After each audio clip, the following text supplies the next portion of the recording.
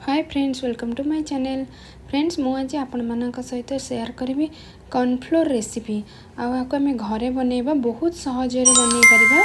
आमे चलते आमे एबे बनइबा कॉर्नफ्लोर। आपण तो मार्केट रू किनिथिबे, ये पूरा आपणकर मार्केट भलिया रहिबो। आपको आमे घरे आराम से बनई पारिबा।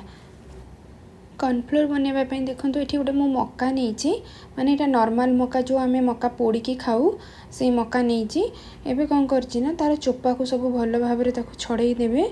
छड़े ये मुझे कौन करना देखो भांगी देती, भांगिकी आपको कौन करना एमती तार जो मक्कार मंजी गोटे गोटे करके छड़ेबे, पूरा छड़े देवेनी। देखो एमती जमती मु छड़ाऊँगी गोटे गोटे करके। आपड़ कौन करेंगे ना सबू जाक मक्का मंजी को एमती गोटे गोटे कर छड़ेबे।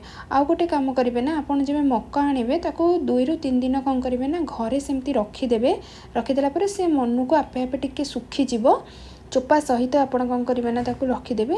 सुखीगला कौन हम ना छड़े आउ टे इजी हम, ना कंचा थी छड़ाई टे प्रॉब्लम हम। सुखीगले देखूँ केमती मु भी यहाँ रखीदी तो सी सुखी जाइए। सुखीगले आप कौन करेंगे ना आराम से एमती छड़े दे पारे।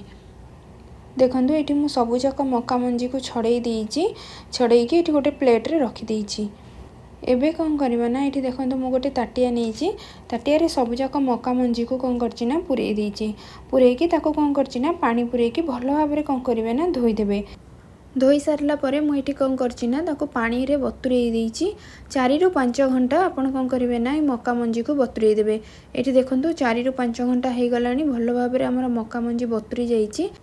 एबे कौन करवा ना मुझे गोटे ग्राइंडर नहीं, ग्राइंडर रे सबू जो मक्का को आम बतुरे रखी थे आधे मुझे देकी आधे पानी दे देती। पानी देकी तार गोटे फाइन पेस्ट पूरा बनईदेवे। देखो मुझे पूरा ग्राइंडिंग कर देती। ग्राइंडिंग कलापर आर गोटे पेस्ट बनी जाइए। एबे मु गोटे बाउल नहीं आ गोटे छणा नहीं, छणारे कौन करना जो ग्राइंडिंग करके रखी थी मक्का ताकू तादे दे देती। देकी ताकू कौन करेंगे ना भल भाव एमती छाणीदेवे।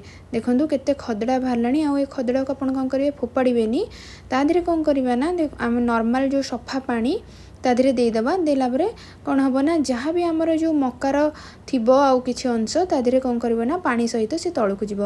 देखो देकी आप कौन करेंगे ना धीरे धीरे एमती हाथ में चलेबे। एमती सेम प्रोसेस रे आपण 4 ରୁ 5 थर कौन करेंगे ना सफा पानी देकी आमे जो ग्राइंडिंग करके रखी थे मक्का तादे आपण कौन करेंगे ना एमती देबे। देलापर कौन हम ना आम जो मक्का अच्छी तादे से कौन हम ना बाहर जीव। मक्कार जो खदड़ा अंश से कौन हम ना चाह छणारे रही। देखो मुझे 3 ରୁ 4 थर देकी कौन करना भल भाव ये मुझे छाणी देती। देखो ये आमर 3 ରୁ 4 थर हो गला तार सब जो खदड़ा अंश से कौन होना ये बाहरी जाइए। एबे कौन करवा ना आमे जो छाणी की रखीचे पानी ताकू कौन करवा ना गोटे घंटा पाई घोड़े की रखीदबा। देखो ये आमर गोटे घंटा हो गला आमर जो मक्कार गुंड सब तले बसी जाइए। ये गोटे मु ताटिया नहीं, ताटिया कौन करना सबू जाक ऊपर ऊपर देखो पानी मुझे काढ़ी देती। आमर जो ये मक्कार गुंड सबूता तले रही जाइए। एबे कौन करवा ना ये देखो मु गोटे थाली नहीं, थाली रे ये मक्कार जो आम रखी थे पेस्ट ताकू कौन करवा ना आधे देदेबा। देकी चारिआडे भल भाव कौन करवा ना स्प्रेड करदेबा। ये देखो मु सबूजाक मक्का देकी चारिआडे स्प्रेड कर देती। स्प्रेड करके आपन कौन करेंगे ना ताकू खरारे 2 ରୁ 3 दिन कौन करेंगे ना भल भाव सुखईदेवे। देखो ये आमर खरारे मु सुखई देती। 2 ରୁ 3 दिन हो गला आमर सबू मक्का ये सुखी जाइए गुंड। एबे कौन करवा ना ताकू देखो एमती भांगी देवे। भांगिकी ये गोटे मु ग्राइंडर जार नहीं, ग्राइंडर जार रे ताकू कौन करना पूरे देती। पूरेकी आप कौन करेंगे ना ताकू ग्राइंडिंग करदेवे। ग्राइंडिंग करी तार गोटे पूरा पाउडर पूरा बनईदेवे। देखो ये जमती मु बनई आप कौन करेंगे ना सेमती पूरा बनईदेवे। ये देखो मु गोटे बाउल नहीं, बाउल ये मु सबको कौन करना काढ़ी देती। देखो केते सुंदर देखा जाउची। आ पूरा आमर घरे आम आराम से बहुत कम समय रे और बहुत सहजरे आम बनई परिबा कॉर्नफ्लोर।